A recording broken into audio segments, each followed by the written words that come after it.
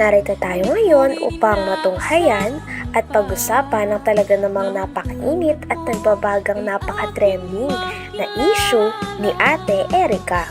Sa pagpapatuloy nga ng ating istorya ay nandoon pa rin si Kalingap Val Santos Matubang sa bahay nila Ate Erica upang i-interview at makapanayam ang kanyang lolo at lola na naiwan, pati na rin ang kanyang ibang kamag-anak na nagagalit sa kanya. Sa vlog nga na ito ay sinabi nga din ng lolo ni Ate Erica na siya daw talaga ang unang vlog ni Kuya Ruel upang tulungan. Ngunit nabaling lang daw talaga ang focus kay Ate Erica at ginawa siyang Kalingap Angel. At dahil nga doon ay nagtuloy-tuloy na rin ang sikat ni Ate Erica. Tay, magandang araw po sa iyo. Ang pangalan mo, Tay? Miguel. Miguel. Surita. Ikaw yung unang gi-vlog ni Ruel Umpo. para tulungan. Siya po. Ngayon, bakit napunta kay Erica yung tulong? Ay, di ko nga po alam at siyang napukusan na nila Rab. Ang sabi ata ni Ruel, nilipat kay Rab, parang hindi daw kayang Ewan ko, hindi ko alam. Yung natagpuan si Erica, parang si Erica ang parang turnover ni Ruel kay Rab. Kay Rab. Kalingap Rab. So yun, ginawa ang Kalingap Angels. Yun. Ayun. So maliwanag po mga kaibigan na dito ba nakatira si Erica noon? Dito po yun. Dito lumaki? Ay, dito na po sa amin yun. Okay. Nung dati pa, kung kami sa Katandungan ay napalit. Dito nga din ay nalaman ng lahat na may isa palang matanda na negosyante ang tumutulong kay Ate Erica at ang pangalan nito ay June A. Nakilala daw ito ng tita ni Ate Erica sapagkat nagbigay daw ito ng pera pampaopera sa mata ng lola ni Ate Erica. Ngunit kalaunan ay hindi daw ito napakinabangan o hindi daw nakuha ng lola ni Ate Erica ang pera na ito sapagkat hindi daw ito ay binigay nila Ate Erica.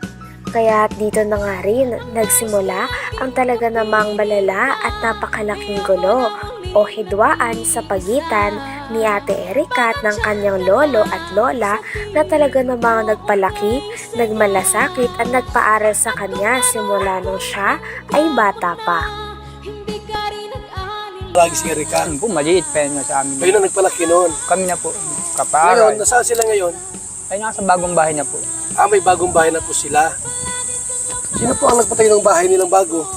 Ay, sila yata po. Sino po ang tumulong ang nagbigay na yung pampagawa ng bahay? Ayun, ang pag-aalam ko po, yung nga pong nakausap naman sila, may yun daw matanda. Kung sino matandang Tanda? Yun, ang alam ba ganun? Jun E yata yun. John A. Jun E. Matanda na ba yon? Sabi po, matanda na. Ate, ano ko lang, matanda na ba si John A? Tanda na po, siguro po mga 60 or 50 yan mga ganun. Nakita mo na di pa? Nakita ko na po yun. Saan mo Kasi nakita? nagpasalamat po ako rin sa kanya nung yung last baga po na vlog ni Kalingap, ni Rab na nagbigay kay mama ng pampaopera ng sa mata. Okay. Ay hindi po namin alam na kakontak na pala po yun. Dito nga din ay Contact nalaman mo nila. nila na habang vinavlog daw pala ni Kalingap Rab si Ate Erica ay kakontak na ni Sheila May o ng ate ni Ate Erica si Sir June A na sponsor at negosyante.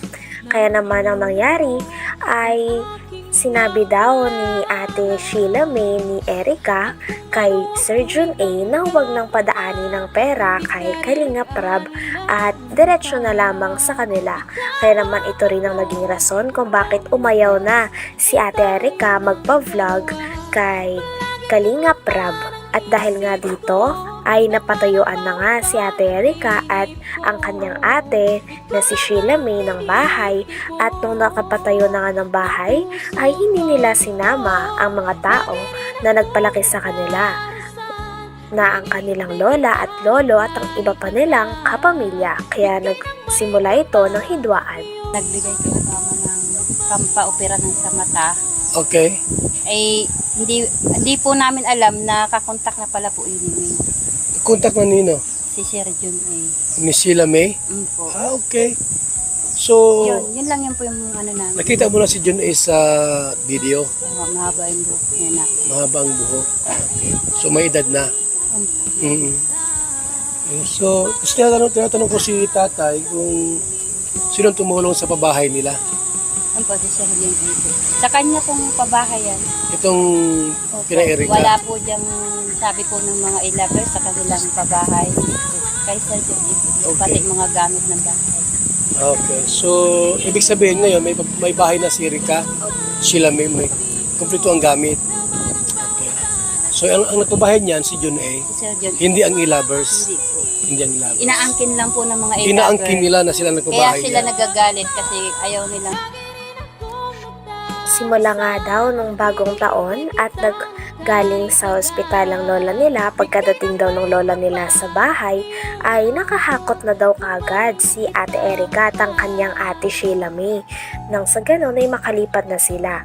At nung nakalipat na sila sa bahay na pinatayo ni Sir Jun A ay hindi na raw sila muling bumisita sa kanyang lolo at lola at iba pang kamag-anak. Talagang kaya naman sumama ang loob ng lola at lolo ni Ate Erika sapagkat parang kinalimutan na lang sila basta-basta ng kanilang apo na kanilang pinalaki at pinagmalasakitan. Ganun ba? So, alam mo yun yung kwento alam tungkol dyan? kasi naririnig-rinig ko din po. Mm-mm. Kasi iisang bahay lang naman po kasi kami dito. Dito pala si Erika lumaki.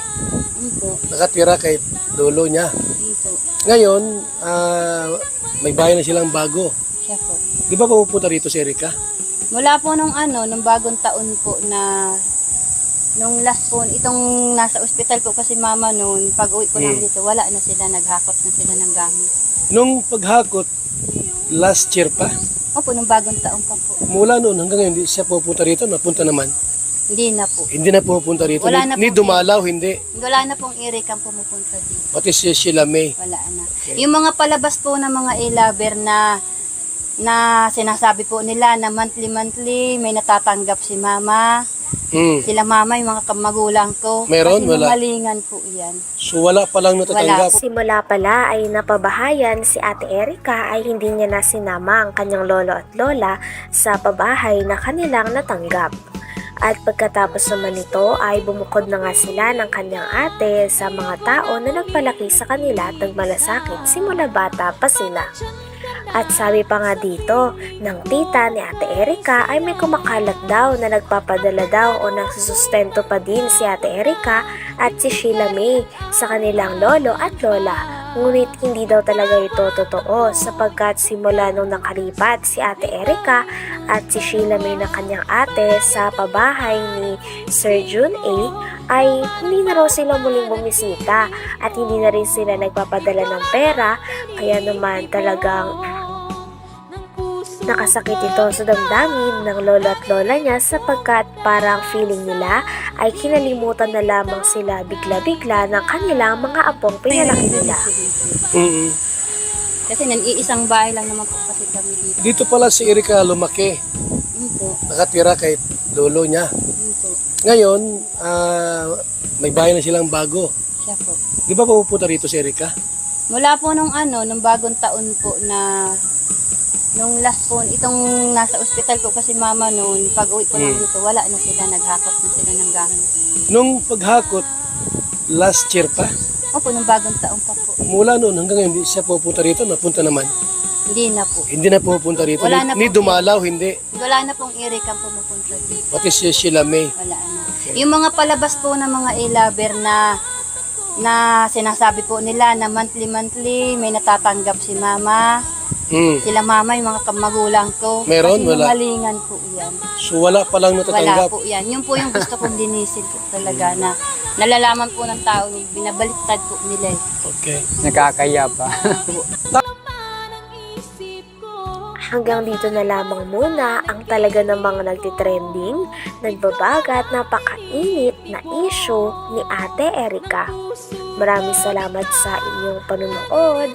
Hanggang sa muli. Bye!